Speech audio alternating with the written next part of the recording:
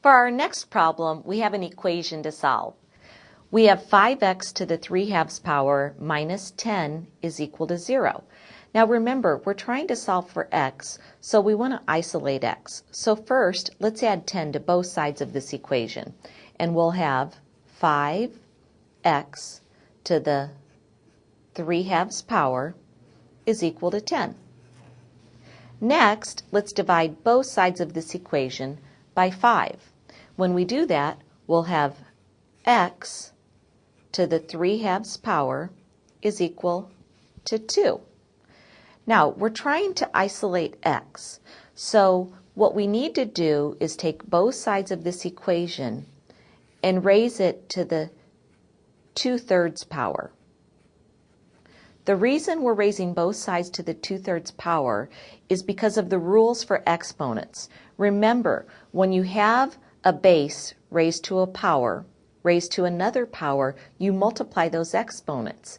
3/2 times 2/3 just gives us 1. So therefore, on the left-hand side, we'll just have x to the first power, or x, is equal to 2 to the 2/3 power.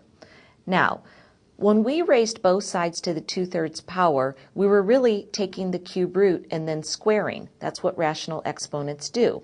So it's important that we check this answer. We're going to check x equals 2 to the 2/3 power by substituting this value in for x in the original equation. When we check, we're going to have 5x to the 3/2 power minus 10 is equal to 0. Now let's substitute 2 to the 2/3 in here for x. We'll have 5 times 2 to the 2/3, that's x, raised to the 3/2 minus 10 equals 0. I should put a question mark here because I'm checking. So we have 5 out in front of the parentheses, 2 raised to the 2/3 raised to the 3/2. Notice when I multiply the exponents, I just get 2/3 times 3/2, which is equal to 1. So I have 5 times 2 minus 10. Is that equal to 0? Sure. 10 minus 10 is equal to 0.